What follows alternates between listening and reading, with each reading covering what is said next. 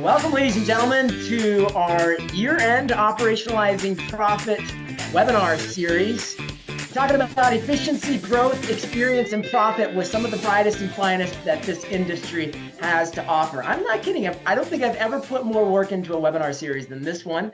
And we are thrilled to be partnering with Property Meld, Second Nature, Lead Simple, Rent Scale to pull off this amazing series of content for all of you, our esteemed guests. Oh my goodness. Boom, 1 minute into the episode and we have 137 PMs live today. So apparently you think there's going to be some great value as well. Thank you so much for joining today, November 8th and November 15th for what I think may be our most transformational webinar series yet.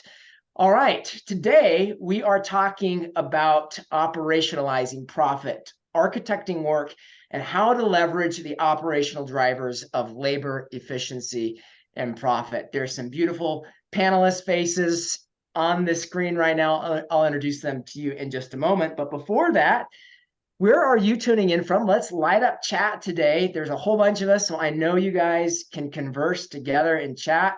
And one of the things I love about this webinar series that we've been doing for a number of years is the great interaction that we have together in chat alongside of the content in the webinar. So make sure you've got that you're chatting with everybody. A lot of you are chatting just to panelists.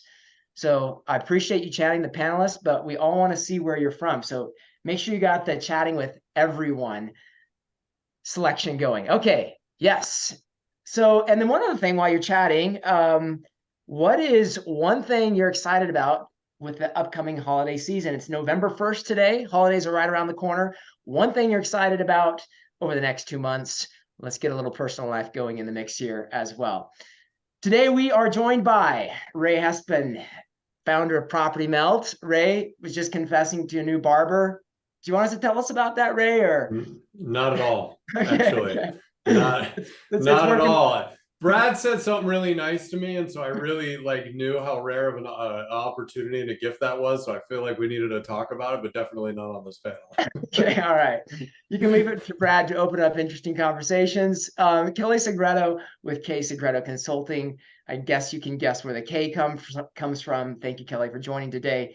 And Brad Larson, the man who needs no introduction from RentWorks and pretty much everything else in PM. And me, author of the NARPM Accounting Standards, CEO here at Profit Coach. We help property managers expand their entrepreneurial freedom by building highly profitable self-managing companies. And I told you guys that I was having another baby. I haven't gotten the family shot yet.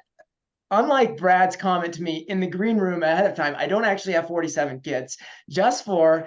And the 4th one was born 2 weeks ago. And Joseph Daniel is the namesake. We're pretty happy about him. And honestly, he's probably one of our best babies yet, which I'm kind of thankful for as well. Okay, let's dive in. If you've got questions as we go along today, please dump those into the Q&A box. It's hard for me to keep up with chat, so put those in the Q&A box so we can cycle through those and integrate those into the conversation as we go along here.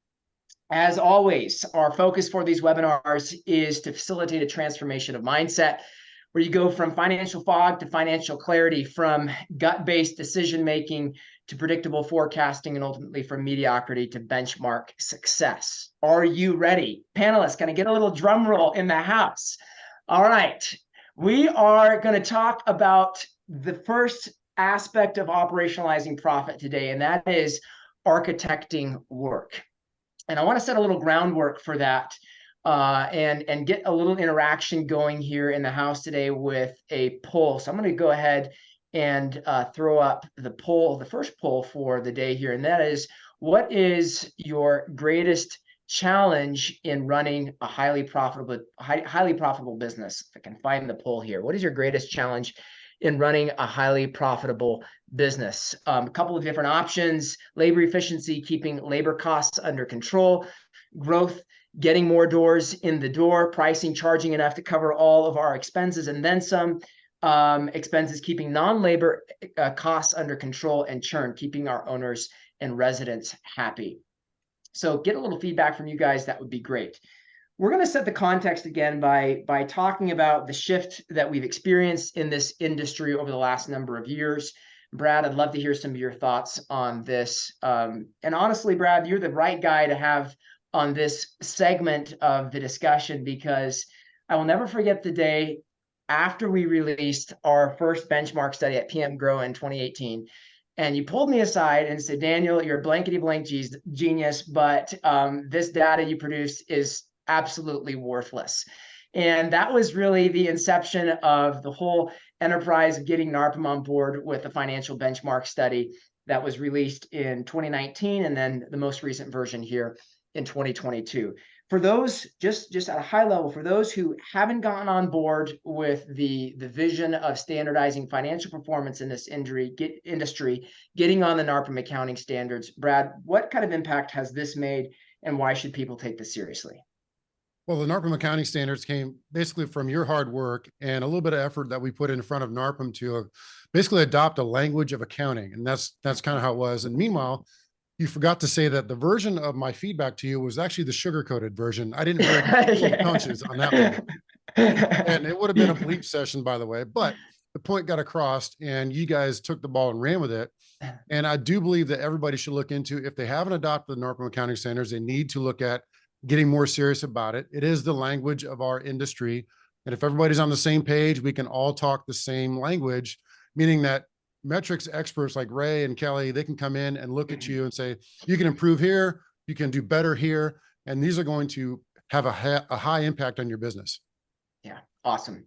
Well, folks, I'll talk a little bit more about it at the end, but at the end of the day, if you want to get clear on where you stand, what's possible, and what steps you need to take concretely in the day-to-day of your operations, you got to get clear on the high-level performance of your business relative to key industry benchmarks. And really the focus of today is for those of you who have gotten on the standard and have gotten that initial level of clarity.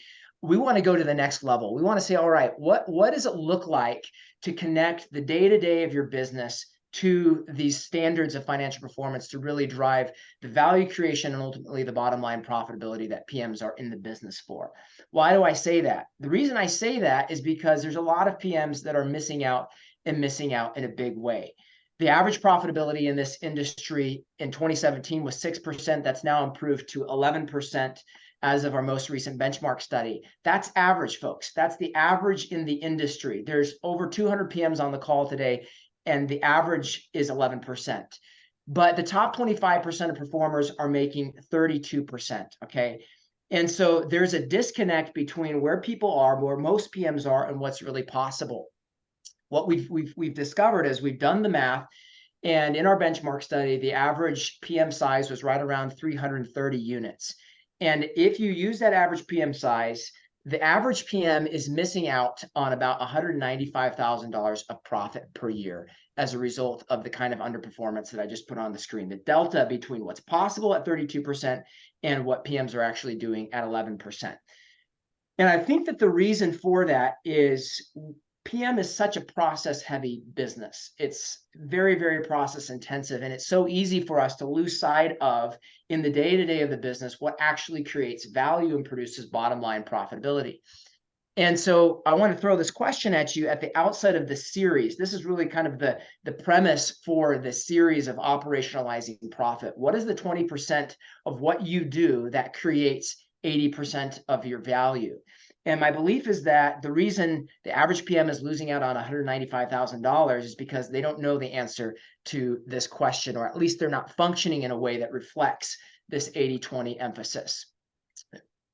Another way of putting this is that too many PMs really operate without a real-time connection between day-to-day processes, value creation, and bottom line financial performance. And that's the connection that we want to help you forge in this series today. We want to help you operationalize profit and really connect 4 key areas of your business back to profitability on a real-time, day-to-day basis. That's process and execution, experience, and growth. Today, we're talking about process and execution.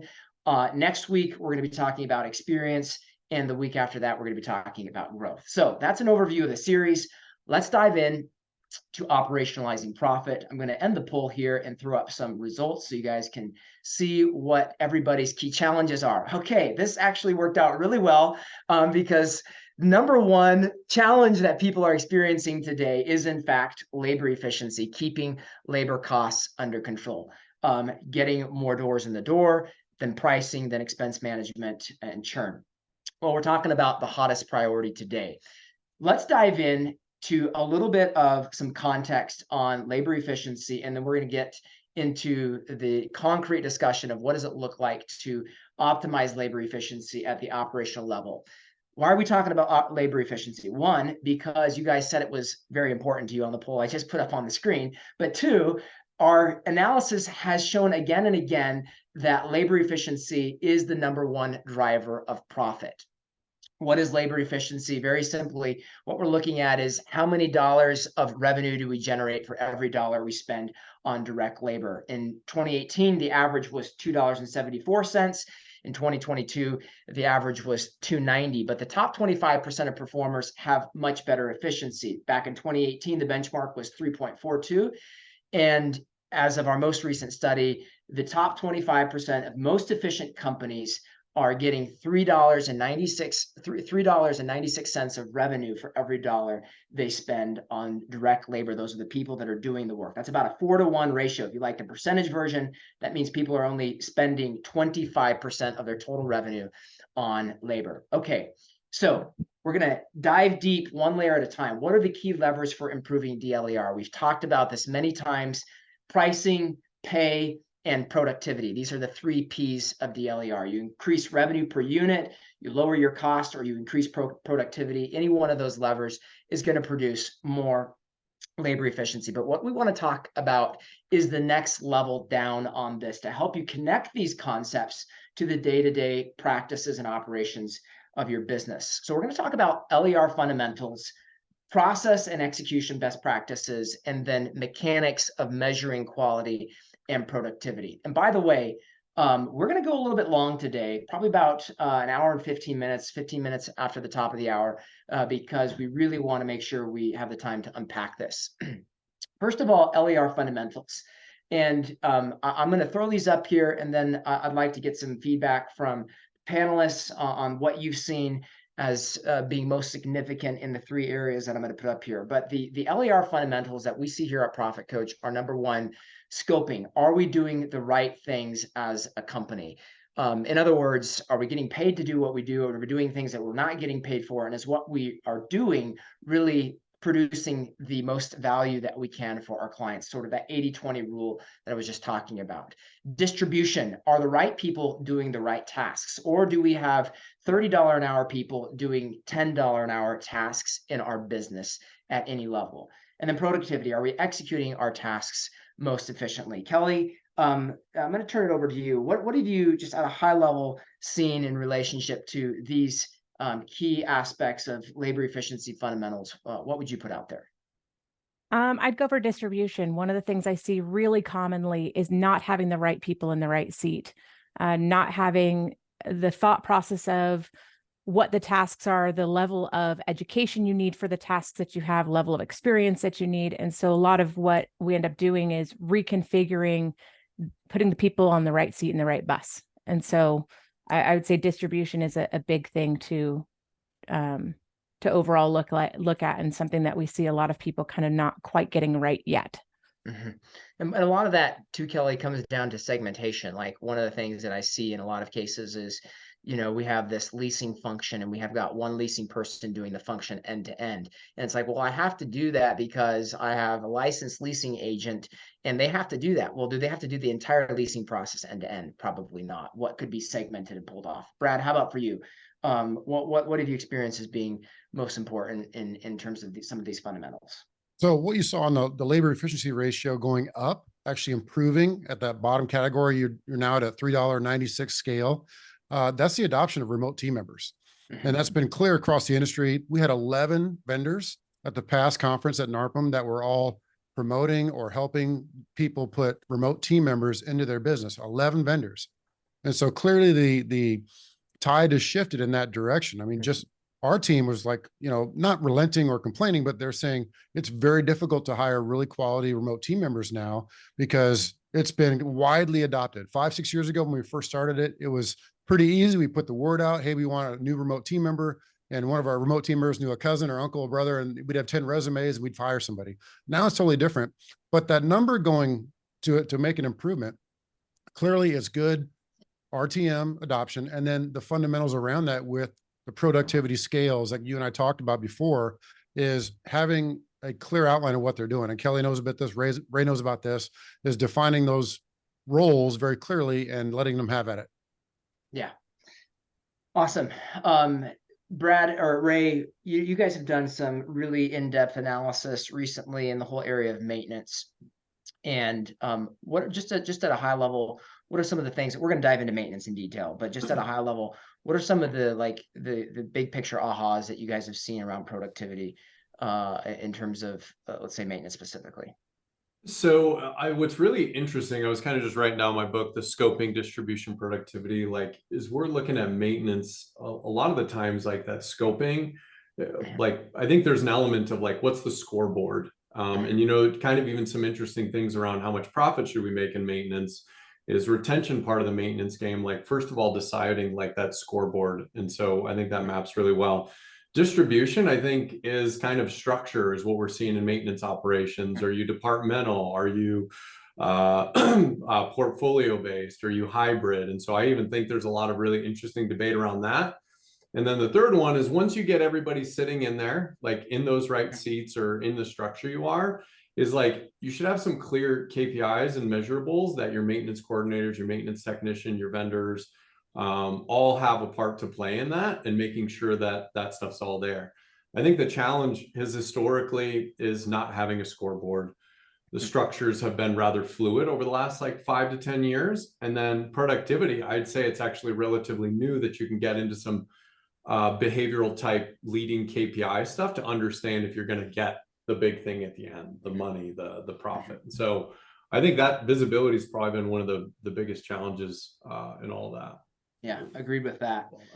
Okay, well, folks, these are the questions to be asking at a high level. And then underneath these are certainly much more granular discussions that we're going to get into. So bookmark these as you guys are thinking through labor efficiency. Like this would be a great routine to have on a quarterly basis. If you guys do any kind of quarterly planning, just step back. Are we doing the right things? Are the right people doing the right tasks? And are we executing on our tasks most efficiently? Now we're going to talk a little bit about kind of the next level down, some process and execution best practices. And there's about 6 or 7 here that, as I was preparing for the webinar, came out in different discussions as key things to look at in terms of productivity and execution best practices. So we're going to just talk through these one at a time. Number one, like I've heard multiple PMs tell me this recently. I know that I can be more effective if that phone or the emails, if the phone's not ringing as often or the emails aren't coming in as fast. And so let's talk a little bit about some best practices for reducing volume of inbound calls and emails. Kelly, your thoughts on that? I'm a firm believer in process, and I know I've talked a lot about process in the past, and people have heard me talk about it a lot. But if you have proactive communications and you have proactive, proper expectations that you're setting with your owners in the onboarding process or with your residents when they're doing their onboarding, you reduce a lot of the questions and a lot of the uncertainties. Also, things like having layman's terms operations manuals that you're providing to your residents and to your owners to be able to help them to answer their own questions, or knowledge bases. There's a lot of different tools we can use that reduce the amount of calls that are coming in or the questions that are coming in, especially for those frequently asked questions or concerns or issues that we all deal with in housing. Brad, you were talking a little bit about this yesterday with me on the phone, the whole idea of pushing information. What are some things that you guys have done in this regard? Well, I'm a big believer in that. So let's talk about the phones specifically. That'd be a great one to possibly offboard to an RTM, is answering those phones or a group of RTMs and pushing information. I know we talked about being proactive, just like Kelly said. Well, let's get down to the what is that in the weeds. So maintenance, Ray, I'm dropping one on you. because we use Meld, we don't have to communicate with our tenants as frequently. So we can actually get a work order completed without ever actually making a phone call or the tenant calling us. They can go do everything through the Meld. They can do everything online. They get noticed via text message that the vendor's showing up. Everything can be done. And then if you want to, you could push a phone call to them to follow up with them on the maintenance work order. Hey, was it done correctly? Are you happy? Are you good? Okay, we love you. Thank you. Goodbye. Right? That's one. Another one is same with the owners, making sure you're pushing the information to the owners to let them know the work order was completed versus them calling you 2 days later and saying, hey, was that work order ever completed? Yeah, we completed it 2 days ago, but nobody called you.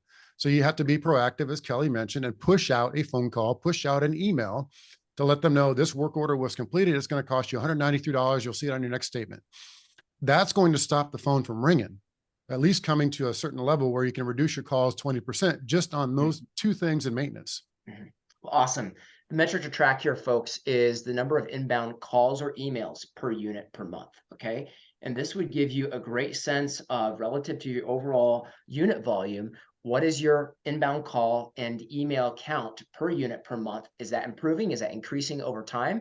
I don't have a benchmark to give you on this one yet, working on that. But this would be a great way to track the effectiveness of the kind of proactive measures that Kelly and Brad have been talking about. And one last thing I just want to say on this, Brad, you alluded to it a little bit. Now we're going to get to the task switching call center thing in just a moment. All right, reduce the number of inbound calls and emails. Equip residents to solve their own problems. Ray, this is a big one, I think, in terms specifically of maintenance. Can you talk to this a little bit? Yeah, so I think all of them kind of tie in together. I think the first thing and that I wrote down as I was kind of looking through this is like, is the path of least resistance the happy path? So if you think about a resident, like what do You're they saying want? it They want is, or their, you're asking if it is? like anytime somebody looks at this and they're saying, I want to reduce inbound phone calls and emails, like you have a happy path in your mind of like what that process looks like. And is that the least resistance process for the person trying to do it? Whether that's an investor finding out what's happening or their financials, or it's a resident wanting something fixed and they want, you know, an answer to what's going on. You have to like have the path of least resistance be the ideal path. And a lot of the times I'll even say too, if you have somebody that actually went through their own maintenance process, like there's a 250 property management operators here. When's the last time somebody's went through their own maintenance experience from start to finish and be like, is that the happy path? If any of you have hopped on, tried to re-up your phone on Verizon's chatbot, maybe it's better today, made me want to jump off the tallest building I could find. It was like, I'd rather go to a store. It's like, so auditing, making sure that's the happy path is one. Two is conditioning, making sure that you've got a process for conditioning people to the happy path. So every time they do call in, like Brad talks about these RTMs, and they were a real leader in this, but like making sure that part of the process is conditioning that person on what the happy path is and why it's beneficial for them. So that's two. And then three, you need a measurable. You have to know if it's getting better or worse, or what the things you're doing are being good or not. We look at a couple of metrics. We look at speed of scheduling, because usually that means everybody's engaged. We look at what percentage of residents submit and how much communication is happening on every service issue. Every Meld customer's got that visibility. They're all relatively decent indicators. But I think having all those three, but making sure you're starting at the first one. And if you were to go and put in your resident hat, you've got something broken, go to your website, go submit it. How many clicks? Is that easy? Are you getting what you want to know? Like that's really the foundation to, I think, a lot of it. Yeah, I'd like to back that up, Ray. If I could, I just made a comment in the chat that just to hone in on your point, if you're making it very easy for a tenant to call in and say, I've got a work order, and they do everything for you over the phone, and they're just driving down the highway going 80 and then giving you a work order. If we continue to train them to do that, that might be the way for them. That might be the easiest way, the path of least resistance, as Ray said, versus I'm going to take your work order this one time over the phone, but we really prefer you to go onto the web, go into the website, you know, enter your work order there, because that allows us to track it the best and get you the speediest repair time. And so you might take it once, but you have to train the staff to be very kind and push them to the preferred method, which is the online method. Yes. One of the things that was coming to mind, Ray, is it's like a little bit of a redefinition of what do we mean by experience? Is experience sending people, fancy gifts every quarter, or is it this effortless idea of ease of doing business that you're talking about? Okay, and to this point of equipping residents to solve their own problems, kind of back to point one, how are we pushing information to them and making it easy for them in terms of the kind of experience Ray's been talking about? Okay, next one, improve problem solving to reduce the number of touches and transfers. This is internally. Kelly, I'd like to have you speak to this one a little bit. What are your thoughts on how you work with team members to actually improve their diagnosis abilities to get to the root of the issue and reduce the number of touches and transfers to resolve an issue? Yeah, I believe a lot in cross training. If you're going to have multiple people answering the phone, then you need to have multiple people know how to answer the questions that are going to most commonly come in. Having a internal knowledge bank, if you don't have an external one, something like a Notion Drive or something to that regard, to where you have access to be able to answer those questions and search those questions so that you can provide an intelligent and helpful answer. And knowing when it's time to then pass that to somebody else. There's a lot of training on just the basic customer service fundamentals. I take several teams through these kind of exercises of customer service where it seems pretty common sense to most of us, but there are some differences in our industry of how we respond, when we respond, and what information we're providing, and when it's time to pass to somebody else. That really does need to be coached and taught to our team members as they're coming into our organization. Can you give an example of one of those concretely, Kelly? Knowing how to troubleshoot a leasing issue. Let's say that you have somebody who is going out to see a property that is a self-showing box and they're getting frustrated and they can't get it to work. Each of your team members really should be able to intelligently troubleshoot that box or push them in the right direction to be able to make access into that property so that there's a positive user experience. And what we're finding is that a lot of times, especially as people go departmental, that information is siloed and not shared across the team. Brad, Ray, anything you'd add to improving internal problem solving abilities, like on maintenance, for example? Right, it's all you on that one. Go ahead. I think the big thing is we have to make sure that we understand that everybody just wants their stuff fixed as quickly as possible is ultimately the goal. And so I talk about that happy path, like, we've actually done plenty of studies, like speed is the number one thing that you can do to optimize. And so I think if you're really looking at reducing the number of touches and transfers as the friction, if you in maintenance look at it as speed to resolution, can be self-service resolution or just resolution from the time they get it to the time you send a vendor or technician out, is optimizing for that. And then looking at your touches and transfers and finding out if there's an inhibitor there. One of the ways that our customers can kind of see that is like being able to even break out that service issue by how fast it takes your team to take it to give it to somebody, how fast from you giving it to someone to scheduling, and how fast from the lead time from there to there. But I think if you really focus on the speed, you'll tend to have a really good lens to look through about which transfers and which touches are causing the problems. They're not all bad. Yeah. But you're really trying to compress that as, like, I think the ultimate end goal to a great resident experience. And to put a bow on that comment, always ask for a 5-star review, a Google 5-star review when you're done.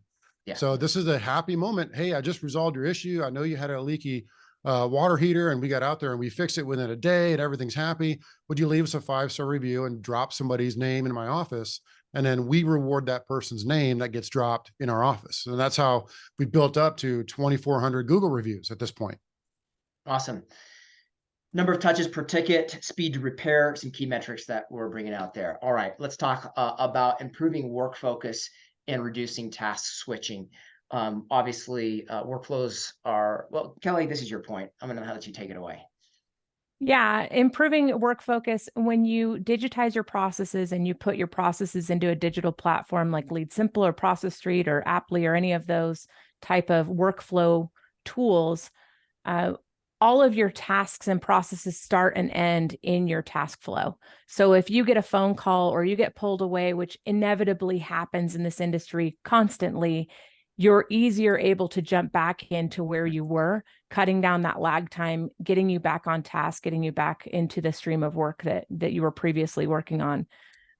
Otherwise, it takes on average about 15, 20 minutes for somebody to get back on task without those digital platforms in place. Brad, one of the things I'm seeing, that's great feedback, Kelly. One of the things I'm seeing in this industry is more of a trend towards centralizing call centers and pulling off that call function from the various departments into a center.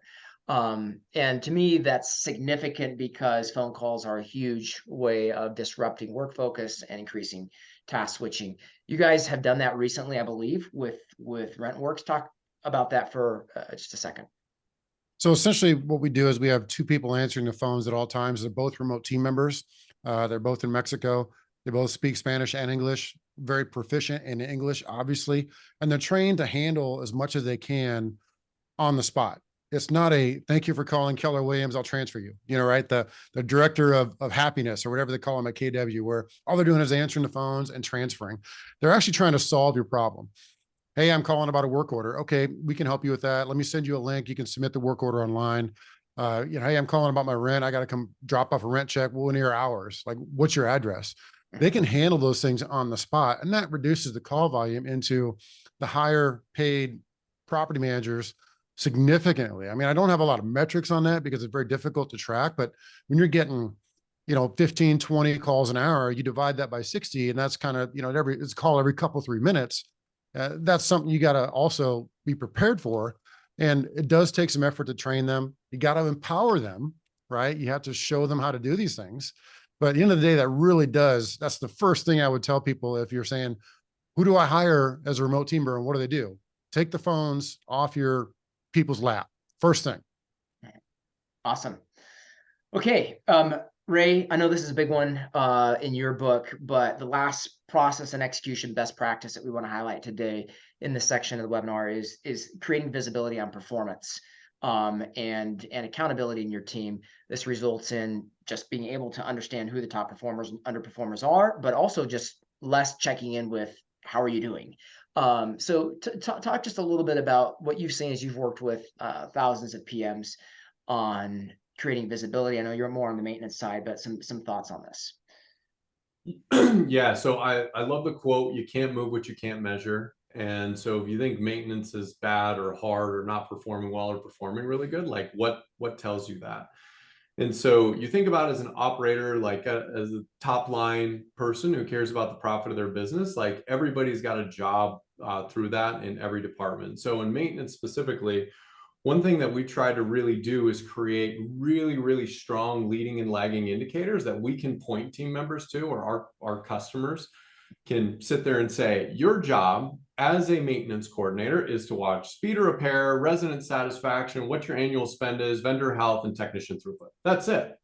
That's your job. By putting those things in front of people, it allows a lot more operators and maintenance coordinators or property managers to actually go and start solving some of their own problems. Green, green, green, red means I need to go focus on this. And it's really hard as an operator if you don't have a scoreboard on yourself and how your job is, you're merely trying to get it through feedback. And I will tell you from the maintenance world, it is a thankless job. Everybody's talking to you when something's broken and there's chaos. So that is the wrong feedback loop. So it has to be measurables, released in Insights and Insights Pro, like some pretty in-depth analytics or some broad analytics in our platform, because if you don't have those, people can't self-regulate and know what is good, what is bad. Yeah, it results also in some, if you can present those numbers in a digestible way to the entire team, it results in some automatic sort of self-regulating amongst the team and gamification of performance. Just by making performance visible, you get some wins. All right. Just real quick on that note on that, Daniel, it is to start hard, because Jim Collins, I think, was the one who said it, great companies accept the brutal truth. And sometimes people don't want to see what they haven't before. And that is like a big leadership moment for a business to say, this is going to be how we operate. And this is how we describe ourselves. And that like big moment is sometimes really hard starting with that. Anyway, sorry. That's great. One question that just came in here from Natasha. Brad, this one I think is touching back on something you mentioned with your call center. How do you separate tasks that can and should be handled by an RTM versus ones that should be escalated? How do you guys work through that escalation process? Good one, because I mean, we're obviously, if somebody's screaming at you, that should be escalated. Okay, potentially, but sometimes they should be able to handle that as they get better. Yeah. You also have a limited scope. I just texted in the chat to everybody what our maintenance coordinators actually do. And we have 11, 13 steps in there of what they actually do. When you have those kind of arrangements or guidelines, it allows them and empowers them to handle some of those things. But if they get to a point where they're just stumped, when they start coming to you for answers, I had a commander in the Army that always would say, well, what would you do in this situation, Lieutenant?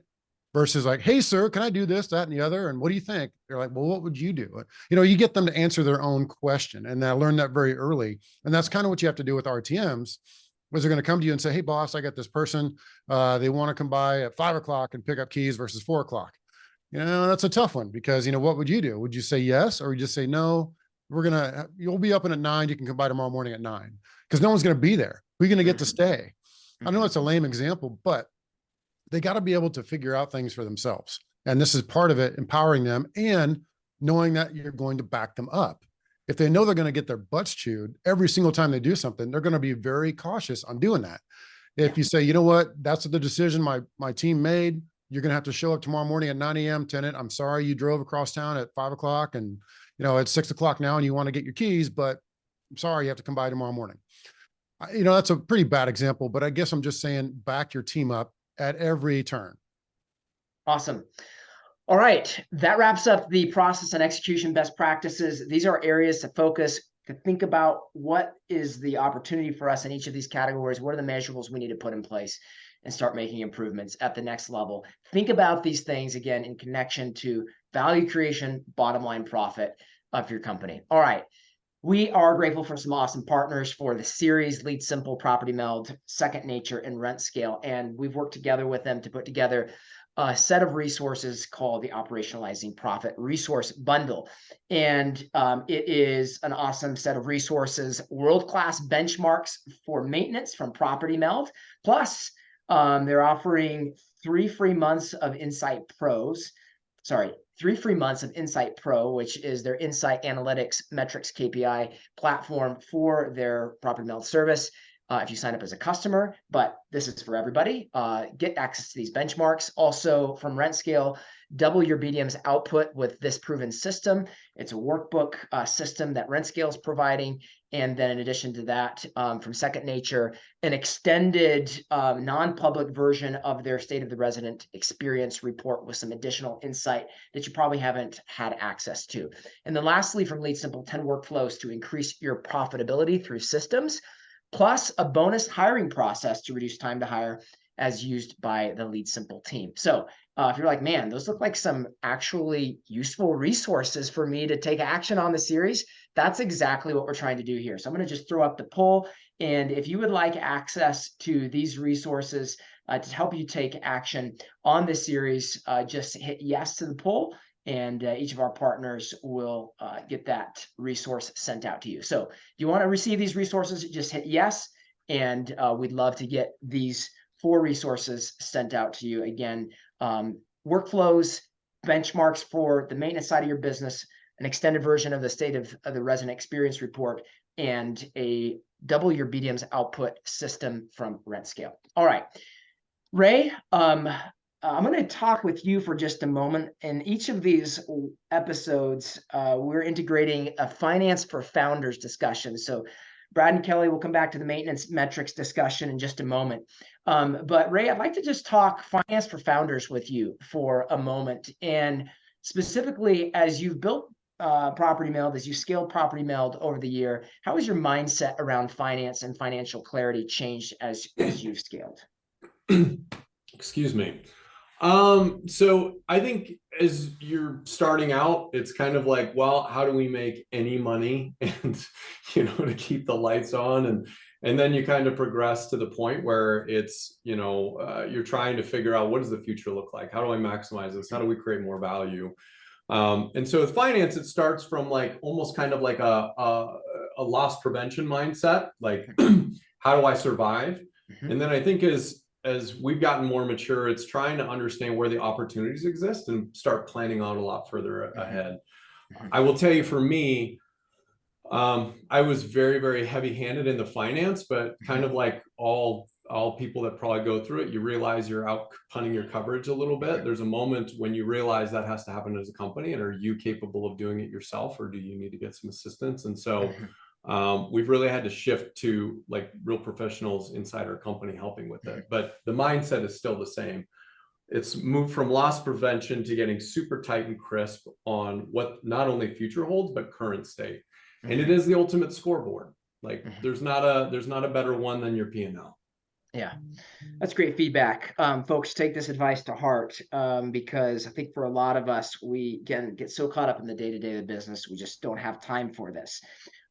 Ray, just what are some of the biggest metrics you watch from a financial perspective with that future focus in mind? You know, I'll tell you the thing that's super interesting about property management and software businesses, they almost run like the same financial and KPI metrics. They actually map so well. Our job as a software company is to hang on to a customer as long as possible, because that's how we really make our money. We don't make our money in the first year. And so retention is massive, and we measure it like a hawk, and we understand what kind of customers do well and stay a long time, which ones don't, what do we got to do? So retention is the metric. That is the most important metric in our company. And it's also super important if you want to grow. It's really hard to outsell losing customers. It's nearly impossible. So that's one. And then acquisition costs. So if we are wanting to grow, everybody wants to know, everybody in this room probably, if they were dropped $500,000 tomorrow, I'm guessing, let's assume they're not just going to put it in their pocket and go on a really, really nice series of vacations. Let's assume they were going to do something in their business. Your ability to know what that would do for your business for growing it and having that math figured out ahead of time is incredibly important. So we very much care about, you know, every property management partner we bring on, like we spend money to get to them through conferences, sponsorships, calling, email, like all this sort of stuff. And so knowing that down pretty pat, between those two of them, those two metrics, you can basically run the entire business off of. Great feedback. Ray, you talked just a moment ago about the whole idea of, you know, moving from loss prevention to really clear on what the future holds. And what I was interpreting through that was like capital allocation. How can we invest in the business for scale, growth? Just any high level thoughts of, you know, as people think about the future, that future planning mindset and investing back in the business, like any big lessons learned around capital allocation and how to do that strategically?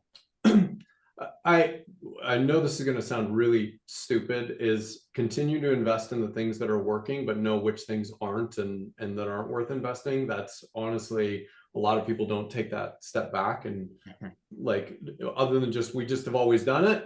So there's that. And then there's the third bucket, which is like, where is our industry going? And the headwinds, the whatever, and doing investment in things that you know are going to create revenue or opportunities in that segment. So I'll give you a perfect example. There's a lot of property managers that kind of run through multiple different veins. We're seeing some single family go multifamily, single family. We see people running into HOAs now. And we're starting to see a lot of operators start thinking, can we start executing maintenance on HOAs as a service? Like really drive up those. That's investment. But that's an operator thinking a little bit further down and taking bets and going, what can I invest in that's going to make that bottom line even more appealing next year and the next year, or survive through a recession or a housing downturn, whatever it is. That third bucket's really important for staying in the game in the long term. Awesome. One last question here. And I think this is something that a lot of our PMs are going to be interested in your thoughts on as someone sort of from outside the industry in software. And that is, let's talk the future of PM in general and exit strategies for PMs. Should people on this call fear tech-enabled property management companies coming into the industry, and why or why not? Dude, you're just putting a little bullseye on me. Thank you. Thanks for that, Daniel. I would say if software wasn't so crazy expensive to make, maybe. Yeah. The amount of money that Property Meld has sunk to just do maintenance well, we're not even at where we could be. We have sunk tens of millions of dollars to get it to the point where it is. And so, but we as a company can rely on the fact that we've got almost 600,000 units on the platform. We're going to continue to grow and expand. So that investment against the long-term benefit makes a lot of sense for us because we build software and a lot of people can use it. If you're a tech-enabled PM, or I think the kind of the term that you'll hear in software is like tech-enabled services, it is really hard to get that payback right. And so if software wasn't so expensive to develop, perhaps, but what we're seeing more and more is people that are in this bucket really starting to focus on the things that make them the differentiator instead of doing everything. And a lot of it has to do with owning their data. Is probably the biggest one. So I would say, you know, if you've got partners in a variety of services, Property Meld, if we're somebody who's not delivering a service as well as somebody who's built software that has, you know, significantly less doors, and if we can't push it through, that's when I would say that's when things get interesting, but it's just really hard to do against the cost to get to those levels. I don't know if that Super helpful. articulated very Yeah. well. Awesome. All right, folks. Thank you, Ray. Appreciate that very much. We're going to dive back in here to operationalizing profit through architecting work. And we're going to talk now about measuring quality and productivity. And specifically, what are the metrics to measure, what metrics measure the quality and efficiency of your team in onboarding, leasing, maintenance, renewals, and communications. We're actually going to start with maintenance since I know, Ray, you have to jump a little bit earlier in the discussion here, but just go ahead and can you see my screen, the Property Meld? Okay, ladder of excellence, maintenance excellence. Ray, just I don't want you to walk through this whole thing, but you've talked a lot about maintenance KPIs. What are some of the key ones here that you'd love to highlight from this graphic here in terms of both team efficiency and quality of service? You don't need to repeat yourself. You've talked a little bit about speed of repair, but any others you'd love to highlight here? I'll actually just tell people how to read this insane mess. Okay. And then you can go and kind of do it yourself. So basically, if we realize in property management, our job is to do two things, is to hang on to investors and make money doing it. This is it.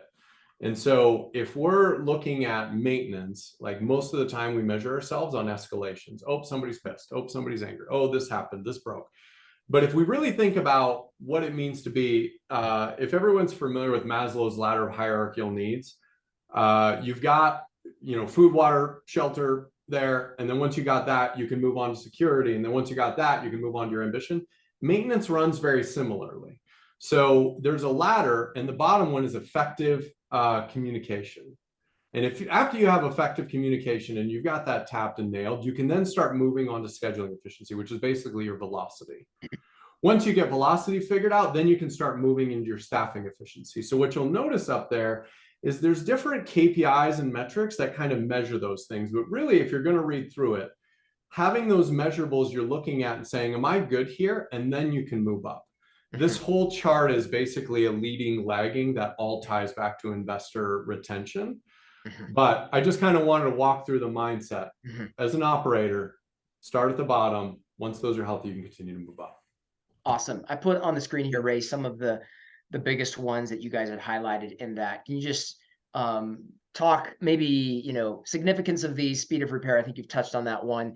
Any benchmark numbers that you think people should target there on speed of repair? Yeah, it's different for every type of category, by the way. And that's the nuance of this. Like your HVAC, you got to be faster than a plumbing issue. On our platform, we've got benchmarkings to where you can actually look at what those numbers are. And really, it's not about what they should be. It's, are you beating your competitor at any given time? And so, you know, speed of repair, we like to see things in the 4s. Resident sat or midpoint is a 4.4. Tech utilization rate, you want to be near the 70 mark. There's some things in there, but again, it's all about your competitor. The only thing that's not in here that I'll just kind of throw in there, Daniel, is we put out something called a vendor health index. There's a lot of people in this group, and just recognizing a bunch of names that use a lot of vendors. Your vendor health is probably one of the most important keys, because that's one of your ways to make sure that you're fast, your residents are happy, and you're not pissing off your investors on costs. And so we have one called of, did you put that up there? I just Or put it did I up just there. miss Yeah. it? Son of a, okay. All right. It basically, we have something in Property Mail that measures about vendor health index, and it's how fast are they against the market, how happy are the residents are they making against the market, and what's the cost against the market. And if those three things are beating market or at market, you have a healthy vendor network. Love it. Awesome. Okay. Nail those three things down: speed, satisfaction, and cost comparison for vendors. That's really, really helpful.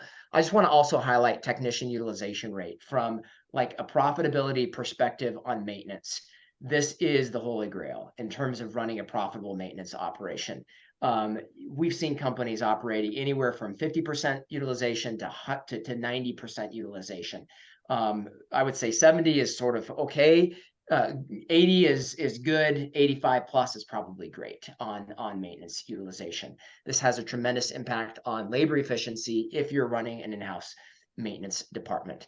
Okay, we're going to talk about onboarding and leasing and renewals and communications in just a moment. But for those of you who do have to hop at the top of the hour, I want to help you all actually get some really company specific action items for you from today's call. What is the one thing that can have the biggest impact on your bottom line? And so I connected with our team before this to see what we could offer. And what we want to do is offer the 250 PMs on this call a labor efficiency analysis call with our coaching team to discover how you stack up to key labor efficiency benchmarks, labor efficiency, global talent utilization, units per direct team member, revenue per unit, and then help you begin to get deep insight into your own team with our labor efficiency analyzer tool. And basically what that does is put everybody in a matrix where you can understand what the three questions are in terms of labor efficiency fundamentals, scoping, distribution, and efficiency for each position, and understand what do we need to begin to eliminate, automate, delegate, keep, or move to someone else by team member. If this would be helpful, we want to share that tool with you in connection with your overall labor efficiency metrics as well. So what do you need to do? Send us your P&L for the last 12 months. That will help us calculate where you are in terms of your overall labor efficiency. And then on the call, we'll help you get clear on some key metrics and then begin that process of diving deep into your team structure with our LER analyzer tool. This is something we built for our coaching clients, but if you want to jump on a call with us, we'd be happy to share that tool with you and help you get off and running using that tool. No strings attached. We'd love to share this with you. And if that would be useful, just say yes on the poll, and we'd love to schedule that call with you and help you get some actionable insight from today's webinar. Okay, let's talk onboarding. The first metric here is something you brought up here, Brad. Talk about this one. So the metric, the time to hand off, is what we call kind of the black phase, the black period, where the business development person or you, the business principal, may be signing up that particular new owner. And by the time they get into production, it could be 6 hours, 6 days, 6 months later. And there's that time where they may go away. You have to do certain things inside of there. You have to collect their insurance. You have to find out where their keys are, see if they have an HOA, arrange for a make ready. I mean, the list goes on and on. All that can be somewhat of common sense to a certain extent, but you know, a lot of times you'll hear, well, I haven't heard from that business development person. I signed up 2 weeks ago and nobody called me. And so I just went to a competitor.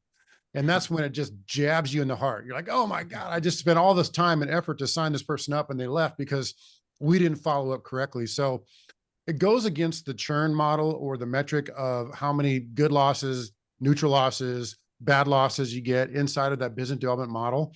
And when you start chalking it up to a bad loss, you got to start looking at the front and the backside. It's not necessarily you made them mad or they made you mad 6 years, 6 months into it. It's like 6 hours in, did somebody bother to follow up and start getting their information? We implemented a Monday system. So every Monday we're calling these owners in this black period of like the time where they signed up before the time they go into production, meaning that they're handed off to a pod. And so we have a Monday follow-up call and also Wednesday follow-up efforts. And that could be email Monday and they call Wednesday, whatever they're going to do. They're constantly on the radar because the business development person does not get paid until that home is leased. That's one of the key points. And so the BDM doesn't have to do it all. They just have to be aware of it all and figure out how to make it happen. Awesome. Kelly, I'd love to have you talk about this one a little bit. You made a comment to me on a conversation ahead of this, like survey. Why is this important during the onboarding period? I love sending in surveys out to both my new owners and internally to my team so that we get a feedback loop of how everything onboarded properly. We can have discussions internally, but realistically, what I'm looking for is the experience that the new owner had when they were onboarding with the company. Did they feel like they had proactive communication? Did they feel like their questions were answered effectively? Did they feel like the contracts were explained in an efficient and an easy manner? Was the way that we brought in the documents or collected documents from them in a format that was easy for them to produce and provide to us? The more information and touch points you can receive in a survey, the better you can then fine tune your onboarding process to make sure that it is the best user experience. And I feel like, go ahead. If I may jump on that, you're wholeheartedly right on that. I'd say two things on the surveys. Make sure that whoever's doing the survey is not tied into that compensation because those surveys magically get manipulated somehow. And the other side of that is make sure that you're calling that person. The more you email these owners, the more it turns into white noise, the less they look at your emails, the more you annoy them. And so calling is a good thing. Even if you don't catch them, leave a voicemail. Hey, this is Kelly calling from so-and-so. Just calling to follow up about your onboarding process. Make sure everything's okay. Love you. Bye. Yeah, I much prefer the personal touch of a phone call over an email. The email response rate, if you do send a survey digitally, is very, very low.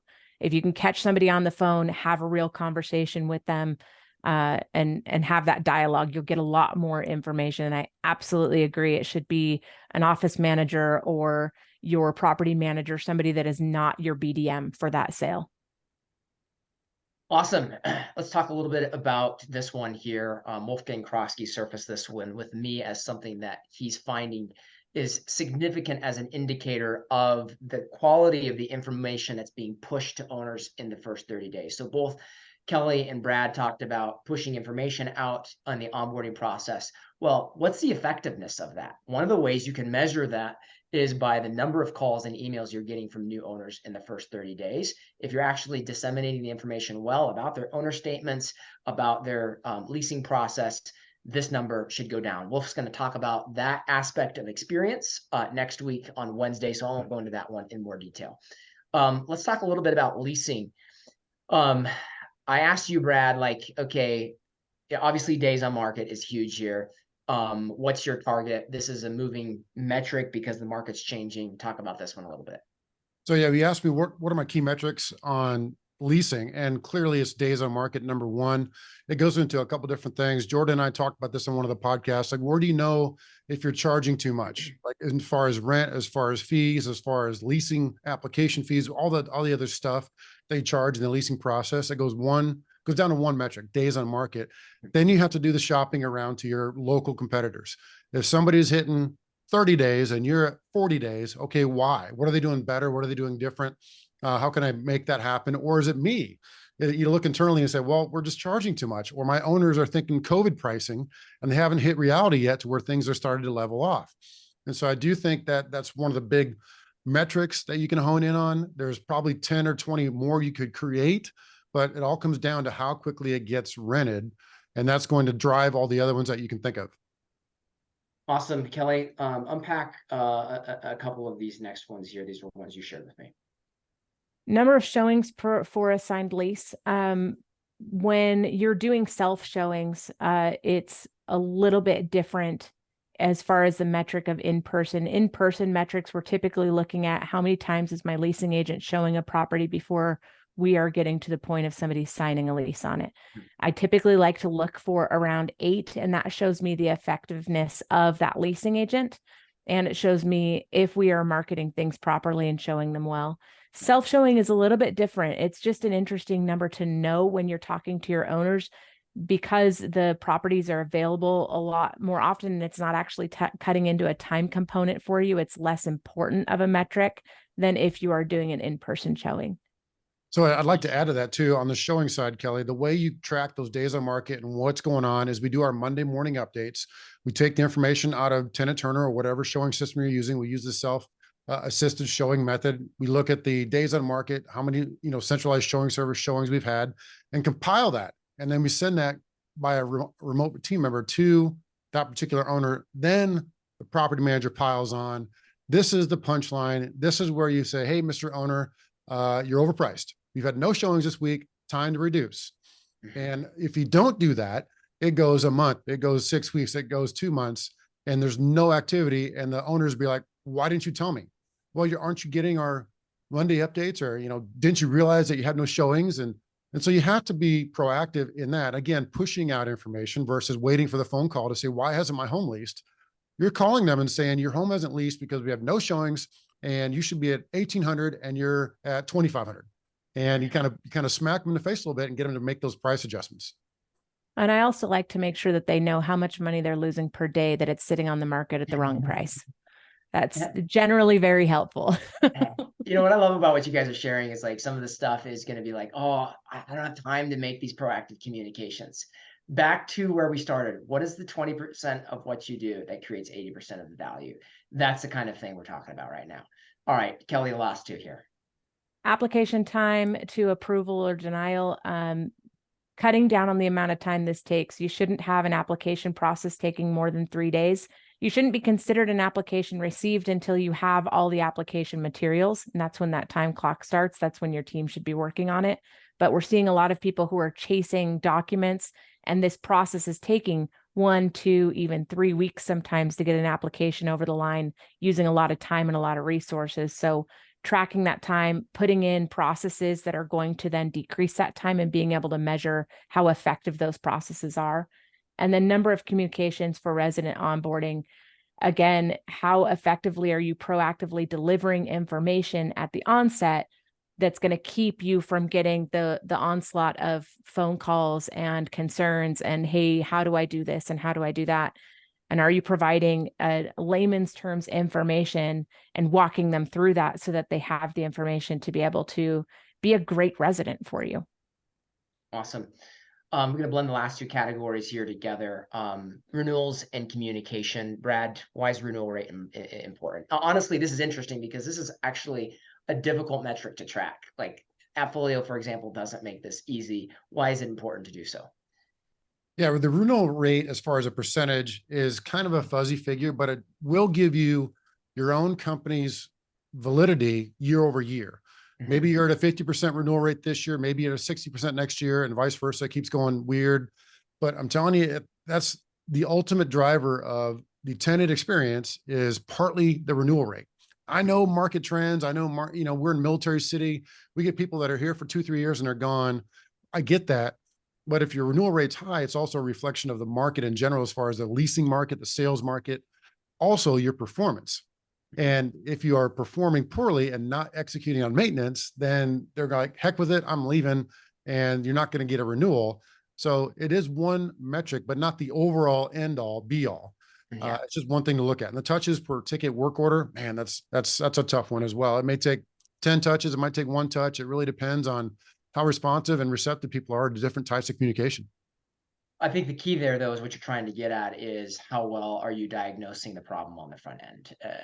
And in many cases, there's situations where it's like, well, we thought this was the issue, but it was actually this, and now it's actually that. One of the things that you might consider is having a triage specialist on your team, someone who really understands maintenance, such that they can more specifically provide insight into what the real issue is and if a particular solution is going to resolve what's being raised by the tenant in terms of their particular issue. All right, overall, just put this one last out here in terms of measuring, honestly, both quality and efficiency on the part of your team, and that is the average time to complete any given process. And this is going to give you some good insight in terms of the overall effectiveness of your team, in terms of key processes, leasing, renewal, work orders, onboarding, etc. All right. Lastly, we're just going to wrap up with some other key workload and productivity metrics. And Kelly, I'm going to let you kind of work through these, since these were some of your ideas specifically, which I love. Brad, love to hear your commentary on these as well. Kelly, take it away. If you're able to digitize your processes, which I highly, highly recommend, it gives you some really great metrics into the day-to-day operations of how things are working in your business. Number of active workflows per person by department or pod. That's super helpful to be able to see where you're heavy in a given time period in your month. We have an ebb and flow in this industry, so being able to shift resources to another department when needed is super helpful, and you don't really know unless you have that metric. Number of active tasks per employee. Let me just pause on that. So that would be Go like, ahead. hey, our leasing department, they have 40 active workflows per person, whereas our maintenance coordination only has 20. Let's pull some help from leasing over to maintenance. Yes. Yes. To be able to share that workload and make sure that we're providing that excellent service to our residents, to our owners, we can shift things around. Again, having cross-trained employees is super helpful in that regard as well. Number of active tasks per employee, that's just specifically the workload on each individual. Sometimes we'll see that one workhorse individual is kind of taking on too much and they're going to get burnt out. So we can see those things in advance. We can curb them before that person is totally overtaxed. And maybe that is bringing in an assistant RTM for them, or bringing in another employee in that department or in that pod. There, we can make hiring decisions based on the task load on our employees. And then finally, go ahead. I said, love it. And then finally, the number of new processes versus completed processes per week and month. That is just, you should have an even keel. You should have your processes being completed at the same rate they're coming in. Otherwise, that can show you a staffing deficiency. It might be time to pull in another remote team member, more resources, or look at your processes and make sure that they are as efficient as they can be if you're leveraging automation in the places that you should be leveraging it. One of the things I love about that is just like a simple metric for we have more work coming in than we're actually getting done. So really, really love that concept. Last two there. Last two, number of incomplete stalled processes. This is if processes are dying in the workflow, if they're not getting completed, they're not being worked on, they're stalled out. It gives you some insight into some of your employees, the behaviors, or maybe the process itself, something that is not getting done, because we see this as like collections. Sometimes they're working so heavily on the other portions of leasing or other portions of operations that collections are falling behind. And so being able to have that visibility into where things are stalling out so that you can put tools into place to keep that from happening. And the number of completed processes, tasks month over month. It's really helpful to start to be able to, we all say our busy season is the summer. We all say, this is our busiest time of the month, but this gives you tangibly a way to see if that is true month over month, and then year over year. Awesome. I love this one because it's also a way of actually measuring the amount of work being done. And that's often a conversation that comes up is like, hey, we're so busy, we're so overloaded. Well, let's actually look at the volume of work this month relative to past months. Brad, any comments on any of these? That's from the operator standpoint, as a business owner, this is pretty complicated stuff to get to. So Kelly, if there's a way to break some of this down, or if this is what you do in a business, I'd welcome you to come in and take a look at it for us as a paid consultant. As far as the average operator with 330 homes, I don't think they're going to get into this type of level of granularity. So it's going to be a difficult one for you to say you have to divide your number of processes versus completed processes per week, per month. People are going to be like, what the F are you talking about? Bob Walters said this best from Australia: provide a level of service to your clients that will delight them. Yeah. And this is more granular than I can digest. And I just kind of speak for the other PMs out there. Maybe this is what you do, but this is hard for me to understand as far as getting to that level. Well, that's interesting feedback, Brad. And what I will say is it is sophisticated, it is complicated. But this is the sort of thing that a dialed in workflow management process system can help you produce. To that point, Profit Coach is right now in the middle of prototyping the very kind of tool that Kelly is talking about. So if you would love to have operational metrics covering the basis of what we talked about today, from the quality of your work in terms of each of the processes, and even sophisticated metrics like what are on the screen right now, that's of interest to you as a service for a reporting system, automatic for each one of your team members, just say, I love that idea in chat, and that'll give our team some motivation to keep building. All right. So final thoughts here, folks. Thank you, Kelly. Thank you so much for Brad for the insight here today. Where do you stand? Get back to the LER fundamentals, scoping. What are you doing? Are you doing the right things as a company? Distribution. Are the right people doing the right tasks? Productivity. Are you executing on your tasks most efficiently? Get on the NARPM accounting standards, get converted, get in the game of financial performance and see how you stack up, and begin connecting the dots between the day-to-day operations of your business and the kind of bottom line financial results you want from your business. In other words, beat the benchmark. Final thoughts from you, Kelly, and then we'll go to Brad. Being able to pull in the data of the day-to-day operations and overall operations of a business is what sets you apart in this industry. It's, you cannot make strides in your business until you know where you're starting and you can set goals for where you want to go, and then you can measure them. Awesome. Brad, final thoughts. Final thought is the real estate market is softening. Go get as many management contracts as you can. Ramp up your biz dev, hire somebody that can help you, and go get the business now, because the real estate market is going to take a big turn if it hasn't already in your area. Awesome. All right. Operationalizing Profit Webinar 2 right around the corner next week on Wednesday, November 8th at 12 p.m. Central Time. Architecting Experience, how to leverage the operational drivers of owner and resident experience, with Thad Tarkington, Second Nature, Adam Willis, and Wolfgang Krosky. It's going to be great. Brad, Kelly, Ray, thank you so much. Really appreciate you guys tuning in today. Have a great day, everybody. Thanks for staying along for the ride.